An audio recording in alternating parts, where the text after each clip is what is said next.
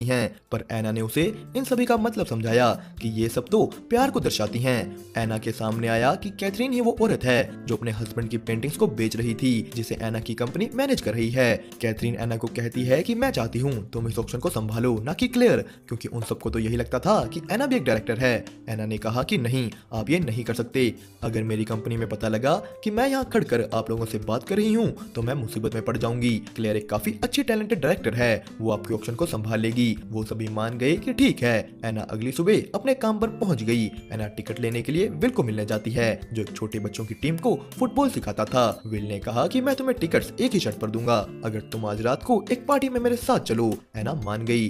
दूसरी तरफ क्लेयर भी रोम से वापस आ गई थी। वो अपने असिस्टेंट से टिकट मांगती है। उसके पास तो वो टिकट्स नहीं थी, पर एना के पास हैं। क्लेयर फिर से एना से इम्प्रेस हो गई। अब एना को विल के साथ एक पार्टी में जाना है। वो क्लेयर की ड्रेस डाल पार्टी में चली गई। यहाँ कैथरीन एना को कहती है कि तुमने जो कल रात मुझे उन पेंटिंग्स के बारे में बताया वो मेरे दिमाग से जा ही नहीं रहा। मैं अपने हस्बैंड को मिस करने लगी हूँ। पर तभी उनके कैमरामैन ने फोटो खींच ली। क्लेयर भी यहाँ आ गई थी। एना क्लेयर को यहाँ आते देख भाग निकली। विल के पूछने पर कि क्या हुआ, वो उसे ऐसे ही बहाना मार देती है। वो दोनों वहाँ से बहुत दूर जा एक बार में एंजॉय करने लगे। पार्टी खत्म होने के बाद विल उसे उस होटल में छोड़कर आता है जहाँ कहानी के शुरू में क्लेयर थी। उन्होंने यहाँ किस की। विल अपनी जान पहचान से एना के सारे काम करवा देता था, जिससे एना क्लेयर को इम्प्रेस कर लेती थी।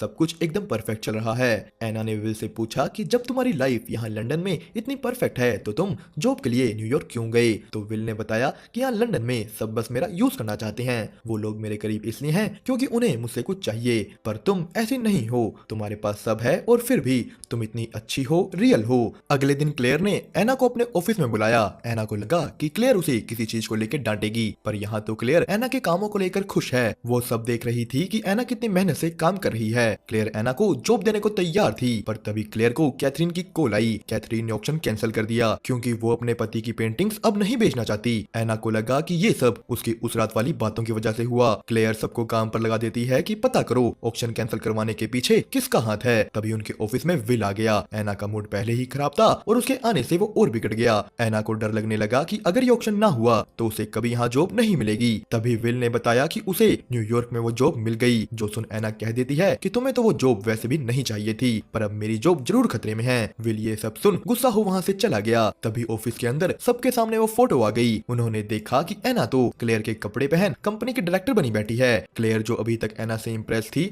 ये सब देख उसे धक्के मार यहाँ से निकाल देती है। एना ने ये सब बताने के लिए अपनी बहन को कॉल की, पर यहाँ उसे पता लगा कि वो लोग तो एक कुत्ता ले आए। जहाँ पहले एना रहती थी अब वहाँ उनका कुत्ता रहेगा। एना बहुत ही ज्यादा दुखी हो जाती है। वो अपना सच बताने कैथरीन के पास गई। एना यहाँ उन्हें सब सच बताती है कि वो एक डायरेक्टर तो क्या कुछ भी नहीं है। एना कहती है कि उसने झूठ बोला, वो अब तक बस झूठ ही बोलती आ रही है। पर कैथरीन उल्टा यहाँ उसे और ज्यादा इम्प्रेस हो गई। उसने कहा कि एक्टिंग करना मेरा काम था, पर तुमने तो मेरे से भी बड़ी एक्टिंग की है। वो कहती है कि इसमें तुम्हारी कोई गलती नहीं, बल्कि यहाँ तो मैं तुम्हारा यूज कर रही थी। मैंने जानबूझकर ये डील कैंसिल की ताकि डील को हाथों से जाते देख तुम्हारी कंपनी मुझे और बड़ी ऑफर दे। एना को समझ आया कि कैथरीन ने सब उसकी कही बातों की वजह से नहीं, बस और ज्यादा प्रॉफिट कमाने के लिए किया। इसमें एना की कोई गलती नहीं थी। वो सभी अरविंद के ऑफिस में जाते हैं। कैथरीन ने उनके सामने एक शर्त रखी कि मैं ये ऑक्शन तभी होने दूंगी अगर एना इसे मैनेज करेगी। अरविंद का चेयरमैन राजी हो गया। एना ने वापस आते ही जेरार्ड को टीम से निकाल दिया। जेरार्ड कहता है कि बुरा तो तुम्हारे साथ क्लेयर ने किया, तुम उसे निकालो। पर एना ने कहा कि नहीं, मुझे क्लेयर की जरूरत है। उसने इस कंपनी के लिए जो किया